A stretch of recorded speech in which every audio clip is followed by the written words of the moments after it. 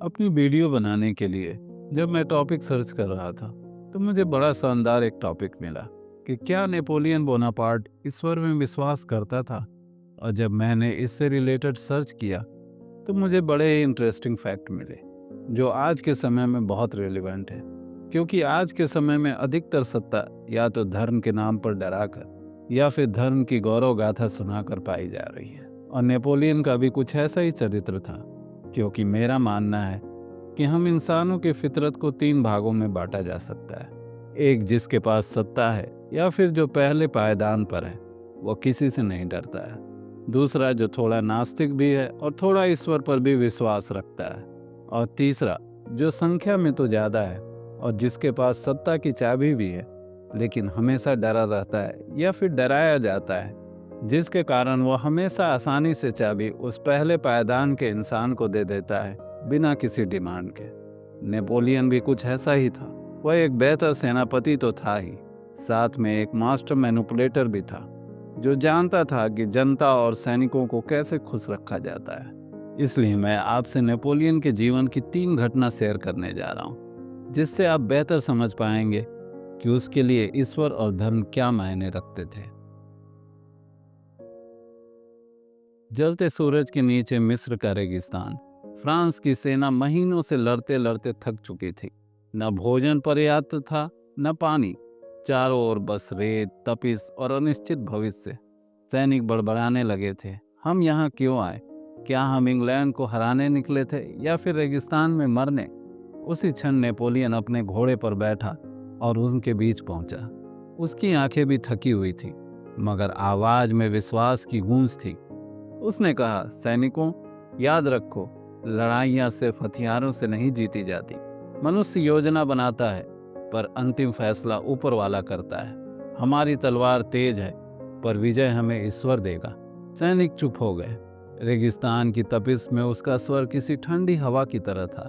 फिर नेपोलियन ने आकाश की ओर इशारा किया और बोला, इन रेत की कणों की तरह हमारी गिनती भले ही कम हो, पर जब ईश्वर किसी सेना का साथ देता है तो रेगिस्तान भी उसके लिए ढाल बन जाती है।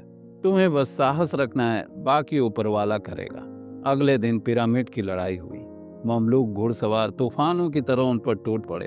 फ्रांसीसी सैनिक कांप उठे, मगर उन्हें याद आया, ईश्वर हमारे साथ है। उन्होंने स्क्वायर फॉर्मेशन बनाया और दुश्मनों पर गोलियों की बौछार कर दी। कुछ ही घंटों में युद्ध पलट गया। नेपोलियन की छोटी सी सेना ने बड़ी ममलूक सेना को हरा दिया। पिरामिड की छाया में सैनिकों ने जाना कि नेपोलियन सही कहता था, ईश्वर पर भरोसा रखने से ही विजय मिलती है। यह कथा सिर्फ युद्ध की नहीं थी, बल्कि उस भरोसे की थी जो इंसान को संकट में टिकाए रखता है। लेकिन नेपोलियन के लिए सिर्फ ये एक विशुद्ध राजनीति थी।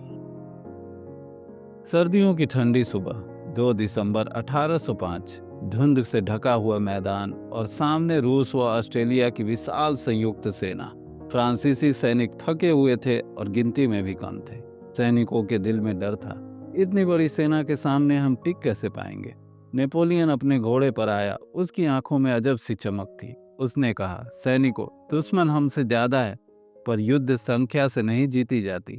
मैं चाहता हूं कि तुम अपनी ताकत को पहचानो।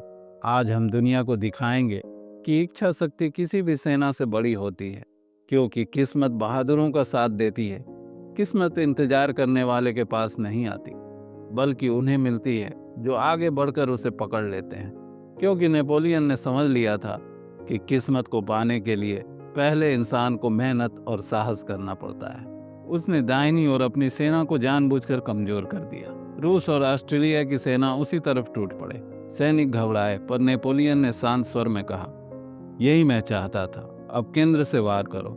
अचानक फ्रांसीसी सैनिक बिजली की तरह बीच से टूट पड़े।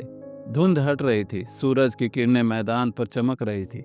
नेपोलियन ने मुस्कुरा कर कहा, देखो, यही है हमारी जीत का सूरज। यह किसी चमत्कार का नहीं, बल्कि हमारी योजना और साहस का फल है। कुछ ही घंटों में विशाल दुश्मन की सेना बिखर गई। युद्ध खत्म होते ही सैनिकों ने महसूस किया कि नेपोलियन की जीत केवल हथियारों से नहीं, बल्कि उसके दृढ़ निश्चय और अद्भुत रणनीति से हुई है। इस युद्ध में नेपोलियन ने दिखाया कि मानव इच्छा शक्ति और बुद्धि ईश्वर की दया जितनी ही निर्णायक हो सकती है, क्योंकि वह मानता था कि उसकी योजना धैर्य और आत्मविश्वास ही सबसे बड़ा ईश्वर है। और तीसरी घटना जो मैं आपसे शेयर करूंगा आपको बिल्कुल बता देगी कि आखिर वह ईश्वर और उसके नुमाइंदों की तरफ कितना झुकाव रखता था। 1804 में नेपोलियन सम्राट बना। परंपरा के अनुसार पोप को राजा के सिर पर मुकुट रखना था। जब समारोह शुरू हुआ तो सबको लगा कि पोप ही नेपोलियन के सर पर ताज रखेगा। लेकिन ठीक उसी क्षण नेपोलियन ने क्या किया, उसने आगे बढ़कर अपने हाथों से खुद ही अपना ताज उठाया और अपने सिर पर रख लिया। सब दंग रह गए, क्योंकि यह दृश्य यह संदेश देता था कि धर्म की शक्ति महत्वपूर्ण है, लेकिन राजनीति और सत्ता उससे ऊपर है। बाद में नेपोलियन ने कहा, धर्म जनता को नियंत्रित करने का संसाधन है। यह नैतिकता और अनुशासन सिखाती है, परंतु राज्य और सत्ता का नियंत्रण पादरी और चर्च के पास नहीं बल्कि शासक के पास होना चाहिए। मतलब नेपोलियन ने धर्म को दो तरह से देखा, आस्था के रूप में नहीं बल्कि राजनीति के साधन के रूप में। उसने ईश्वर और धर्म की शक्ति को स्वीकार किया, लेकिन वह यह मानता था कि शासन और सत्ता उससे ऊपर है। इसलिए कहा जा सकता है कि नेपोलियन का धर्म केवल राजनीतिक हथियार था, न कि व्यक्तिगत भक्ति। इसलिए जब अगली बार आपको भी धर्म के नाम पर डराया जाए तो आप एक बार दिमाग लगाइएगा कि क्या वाकई में आपका धर्म खतरे में है या फिर यह विशुद्ध राजनीति है। Thank you and best of luck.